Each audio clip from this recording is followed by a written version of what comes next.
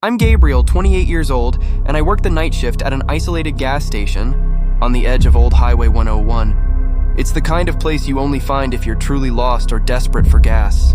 Most people drive right past, barely noticing the solitary light that shines in the darkness.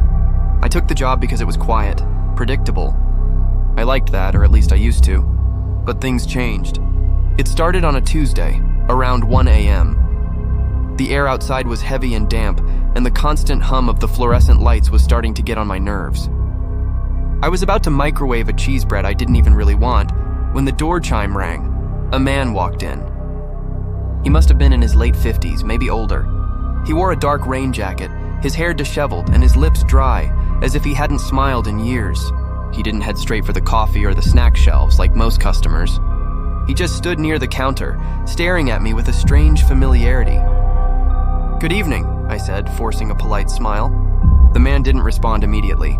His pale, almost lifeless blue eyes scanned the environment, lingering on every detail, as if cataloging everything. The silence stretched, becoming heavy and uncomfortable. I could feel a shiver running down my spine, a sense that something was terribly wrong. Finally, he spoke, his voice hoarse and low, almost a whisper barely audible above the hum of the lights. "Do you always work this late?" I blinked, surprised by the unexpected question. "Oh yes, most of the time," I replied, trying to stay calm. He smiled, a slow, forced movement that didn't reach his eyes. "I figured. I've passed through a few times. Noticed it's always you." That unsettled me more than I let show. "Oh yes, right. Small town, right?" I tried to deflect, but he didn't move. He continued to watch me, and the feeling of being studied was almost palpable. My heart rate quickened. I wasn't wearing a name tag. I was about to ask him how he knew my name, but he continued before I could formulate the question. "Gabriel, right?" I froze. The way he said my name, with an intonation that suggested he had pronounced it many times before, sent a chill down my spine. "Your handwriting is very beautiful," he added, gesturing to the whiteboard where I had written, in my neat handwriting, "Fresh coffee and warm cheese bread." Most people dot their I's with round dots. You use small dashes. It's very peculiar, thoughtful. I didn't respond. My mind was blank, trying to process the information. He didn't buy anything. He just stood there for another minute, watching me as if studying my reactions. Then he finally nodded. "I'm Silas," he said. "Just curious, that's all." And then he turned and walked out into the fog that had begun to descend on the road. The door chime rang again, and the silence that followed was even more disturbing than his presence. I stood there, motionless, my heart pounding in my chest, trying to understand what had just happened. The night was still long, and the feeling that something dark had just settled into my night shift put me on high alert. I knew that wouldn't be the last time I saw Silas, and the idea terrified me. The gas station, once a refuge of boredom and predictability, now seemed like a stage for something much more sinister. I was alone, in the middle of nowhere, and the darkness outside seemed to have gained a new meaning. A meaning that watched me closely, waiting for the right moment to reveal itself. With every creak of the wind, every shadow that moved, I wondered if Silas was out there, watching me, just waiting. The night dragged on, and with each passing minute, the feeling of vulnerability increased. I was trapped there, and the only thing I could do was wait. Wait for dawn, or wait for Silas, and I didn't know which option scared me more. After that night, Silas started showing up randomly. Not every night, not enough to scream "stalker" out loud, but often enough that I stopped assuming it was a coincidence. Sometimes he would come inside. Other times he would just sit in his car near the edge of the parking lot with his headlights off. The mere sight of his dark car, an indistinct silhouette in the fog, was enough to chill me to the bone. I found myself looking out the window every few minutes, anxiety growing in my chest. Each time he appeared, the feeling of being watched intensified, transforming the gas station, once a place of monotonous routine, into a stage for a silent and disturbing drama. One night, I tried to ignore him. He came in, bought a bottle of water, and lingered as always. "You're quieter tonight," he said, his voice still low but with a probing tone. "Long shift," I muttered, avoiding his gaze. He slowly looked around the store as if taking inventory of everything. His eyes stopped at every shelf, every poster, every dark corner, as if searching for something. Or perhaps just absorbing every detail of my work environment. I could feel the weight of his gaze, even without looking directly at him. It was a presence that filled the small space, making the air dense and difficult to breathe. "It must be lonely. Just you out here in the dark, no one else for miles," he commented, and the phrase, though seemingly innocent, sounded like a veiled threat. "I'm fine," I replied, my voice a little firmer than I expected. He leaned over the counter, his eyes fixed on mine. "Do you ever get scared being a man alone at night?" His voice wasn't threatening. That's what made it worse. It was curious, almost neutral, as if asking about the weather. But the question, coming from him in that context, was loaded with sinister intent. I took a step back, feeling the adrenaline begin to rush through my veins. "Do you need anything else?"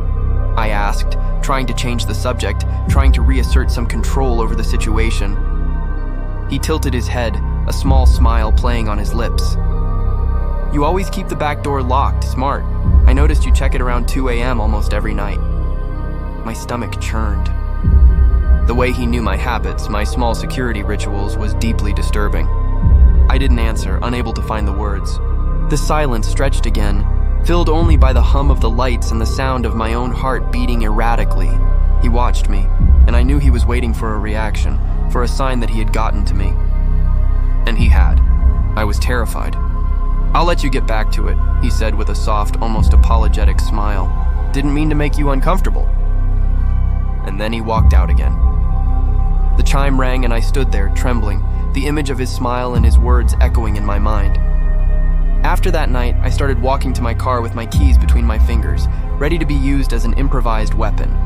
I kept a crowbar under the counter, a constant reminder of the threat that hung over me. I changed the curtains in my apartment, started showering with the bathroom door locked, even when no one else was home. Paranoia set in, and every shadow, every noise, every car that passed on the road made me jump. I was living in a constant state of alert, and sleep became an unattainable luxury. Every night I wondered if Silas would appear, and the uncertainty was almost as bad as his presence. I knew I couldn't go on like this, but I saw no way out. He had infiltrated every aspect of my life, and I was starting to feel like I was losing control. The darkness of the night, once an ally of my work, was now an enemy, full of invisible and terrifying threats. And Silas was the personification of everything I feared. He was the lingering shadow that refused to leave. With each passing day, the feeling of being hunted increased, and I wondered how much longer I could endure. The gas station, once a place of security, was now a trap, and I was caught in it with an invisible predator. With every creak of the wind, every shadow that moved, I wondered if Silas was out there, watching me, just waiting. The night dragged on, and with each passing minute, the feeling of vulnerability increased. I was trapped there, and the only thing I could do was wait. Wait for dawn or wait for Silas, and I didn't know which option scared me more. There were nights when he didn't show up. Sometimes I would go a whole week without seeing him, but that didn't help. In fact, it made it worse because I never knew when he would reappear. It was like psychological torture. The uncertainty was a heavier burden than his presence itself. Every car that pulled into the parking lot, every shadow that moved in the periphery of my vision, made me hold my breath. I found myself wondering where he was, what he was doing, and if he was watching me from some hidden place. The feeling of being under constant surveillance was exhausting, eroding my peace of mind and turning my workplace into a prison. Like the time I came back from my 10-minute break to find a Polaroid on the counter.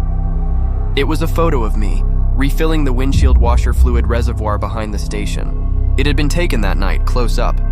Too close. There was no note with it, but the small dash on the word water and on the word windshield on the reservoir label had been circled in red ink. That hit me right in the gut. The photo, the proximity, the reference to my handwriting, everything indicated that he was not only watching me, but also invading my personal space in a way I could no longer ignore. That moment marked a turning point. Curiosity and discomfort turned into pure, terrifying fear. I could no longer pretend it was a coincidence that he was just a strange customer. He was a threat, and I needed to act. The next time he came in, I told him to leave. My voice was trembling, but I tried to sound as firm as possible. "Get out," I said, pointing to the door. "If you stay, I'll call the police." Silas just nodded, an oddly calm look on his face. "I understand. I've been too forward." He seemed almost understanding, which was even more frightening. "You're following me," I said, my voice cracking, and I hated that it did. I hated showing any sign of weakness, but the fear was overwhelming.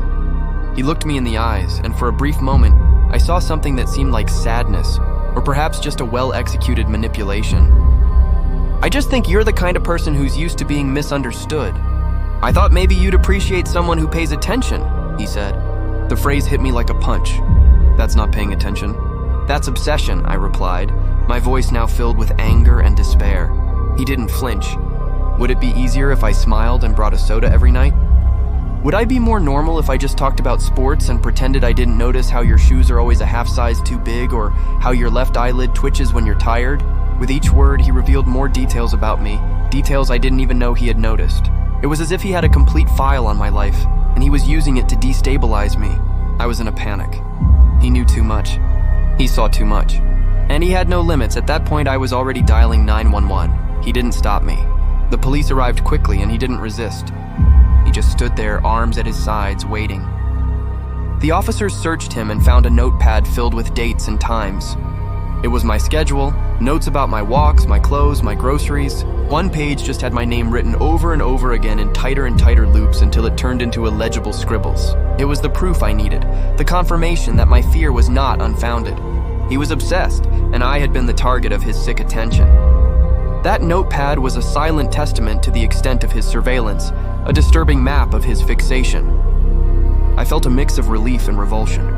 Relief that he had been discovered, and revulsion at the depth of his disturbance. The police took him away, and I watched as he was led out of the station, his figure disappearing into the darkness of the night. The feeling of relief was immense, but there was also a pang of apprehension. I knew that even though he was out of sight, the experience would mark me forever. That notepad, with my name scribbled repeatedly, would be a constant reminder of the night when the darkness of the old road infiltrated my life. And I knew I would never see the night shift the same way again. That was the turning point, the moment when the innocence of my night work was irremediably lost. And I knew that, even with Silas gone, the shadow of his presence would still hang over me, a constant reminder of the fragility of security and the unpredictability of evil. The night was still long, and the feeling that something dark had just settled into my night shift put me on high alert. I knew that wouldn't be the last time I saw Silas, and the idea terrified me.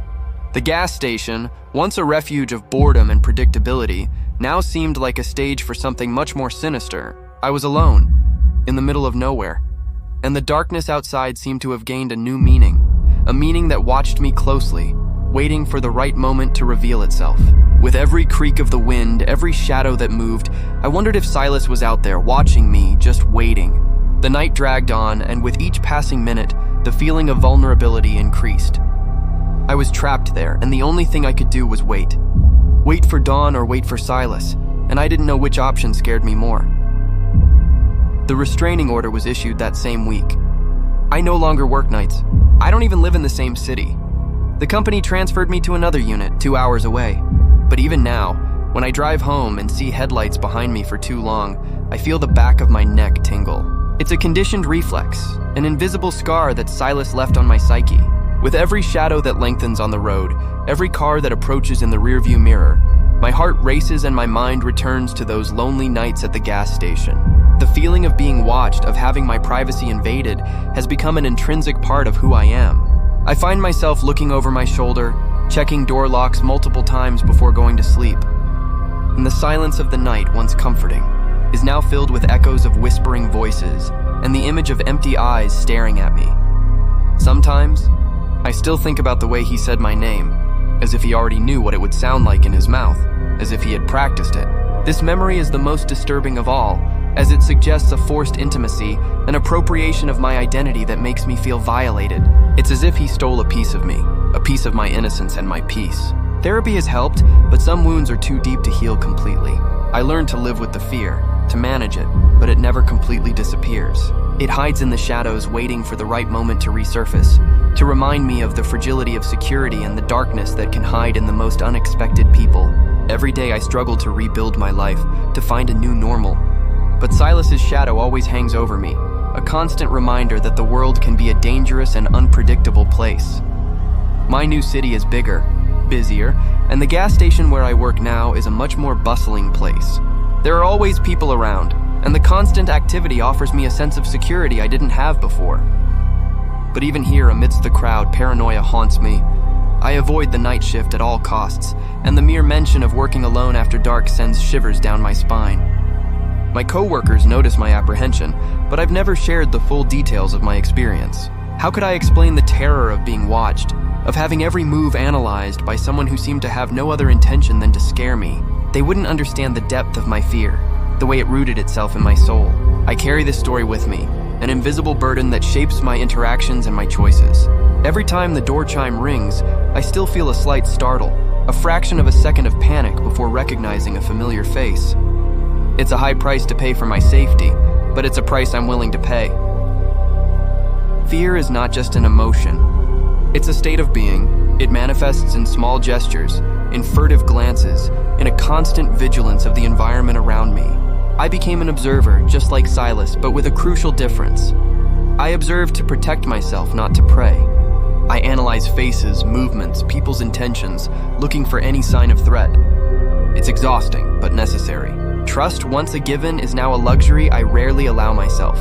I became skeptical, distrustful, and the spontaneity of life was somewhat lost in the process.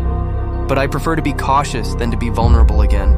The experience with Silas taught me that darkness can hide in plain sight, and that apparent kindness can mask sinister intentions. I learned not to judge a book by its cover and to always be prepared for the worst. It's a hard lesson, but one that kept me alive. And although I wish it had never happened, I know that this experience transformed me into a stronger, more resilient person and more aware of the dangers that lurk in the world. Life goes on, but Silas's indelible mark remains. A constant reminder of the night when the darkness of the old road infiltrated my life and changed everything forever. The change of city and job was a necessary step, but not a magic solution. Every new day, I strive to leave the past behind, to reconnect with the normalcy I once knew. At the new station, the lights were brighter, the movement of people was constant, and the feeling of isolation that consumed me on the old road had diminished.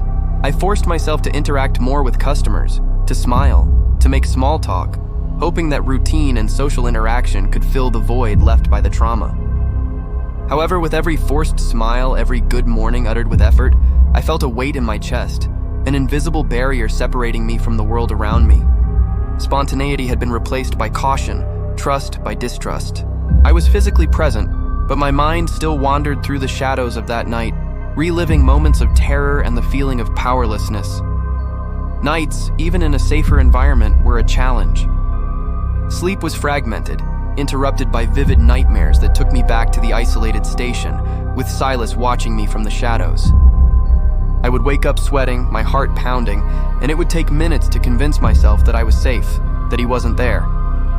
Insomnia became a constant companion, and mornings were a blur of fatigue and anxiety. I tried to fill the time with activities, with reading, with anything that could distract my mind from intrusive thoughts.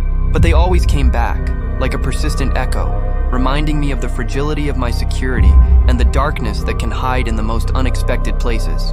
I started to avoid empty places, to feel uncomfortable in prolonged silences, and to prefer the company of other people, even if it was just the sound of their voices in the background. Solitude, once a refuge, was now a threat, an invitation for the ghosts of the past to return. I sought professional help, and therapy sessions became a safe haven. Talking about what happened, about the fear, anger, and confusion, was a relief, a way to externalize the weight I carried. The therapist helped me understand that what I felt was normal, that trauma leaves marks, but that it's possible to learn to live with them, to transform them into strength. She taught me relaxation techniques, ways to deal with anxiety and to restructure my thoughts. Slowly, I began to see small improvements. The nightmares decreased in intensity, and anxiety attacks became less frequent. I still had my bad days, my moments of relapse, but now I had tools to face them. The journey was long and arduous, but I was determined to reclaim my life, not to let Silas define me.